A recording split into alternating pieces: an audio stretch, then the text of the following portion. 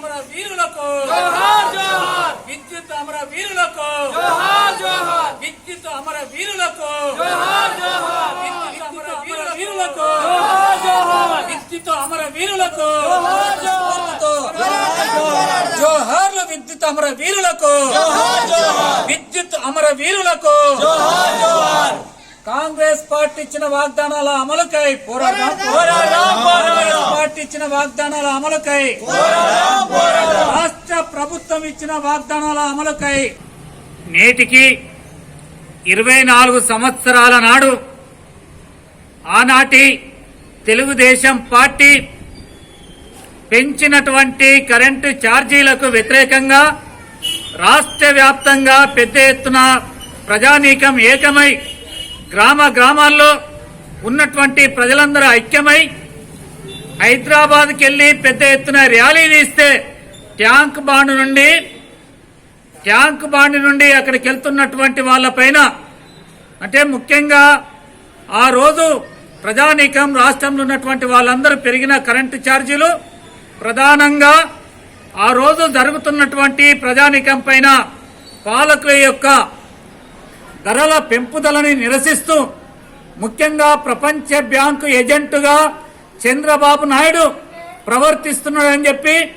ప్రపంచ బ్యాంకు చెప్పినట్లే ఇక్కడ అమలవుతున్నాయని చెప్పి దాన్ని నిరసిస్తూ పెరిగినటువంటి కరెంటు ఛార్జీలని తగ్గించాలని చెప్పి ఆ రోజు పెద్ద ఎత్తున ర్యాలీ జరుగుతుంటే చంద్రబాబు నాయుడు ఆ రోజు అక్కడికి వెళ్లినటువంటి వాళ్ళపైన వాటర్ కెనాన్లతోని గుర్రాలతోని అదేవిధంగా దాడులు చేపించి రబ్బర్ బుల్లెట్లు అదేవిధంగా బుల్లెట్లతోని కూడా దాడి చేపిస్తే అక్కడ 4 అమరులు కావడం జరిగింది. విష్ణువర్ధన్ రెడ్డి, బాలస్వామి, రామకృష్ణ తదితరులు 4 ఆ రోజు ప్రాణాలు అర్పించడం జరిగింది. ఆ ప్రాణాలు అర్పించడం మూలంగా ఆ పోరాటానికి ప్రభుత్వం దిగొచ్చింది. ఆ రోజు కాంగ్రెస్ పార్టీ కూడా ఈ ఉద్యమంలో కలిసి వచ్చింది. వామపక్ష పార్టీలు ఐక్యంగా అందరినీ కలుపుకొని పోరాటం చేస్తే ఆ రోజు ఈ ధరలు అనేటటువంటి తగ్గినాయి.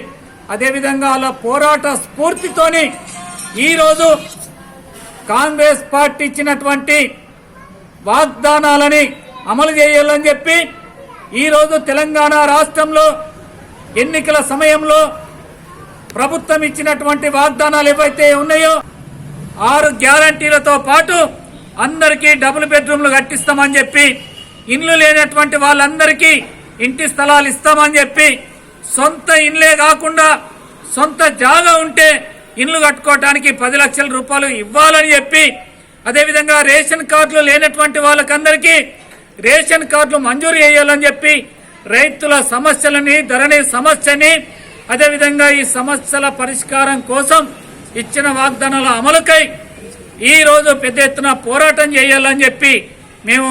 దాంట్లో ఆ పోరాట స్ఫూర్తితోనే అందరూ కలిసి రావాలని చెప్పి ముందుకు పోవాలని చెప్పి మేము పిలుపునిస్తున్నాం.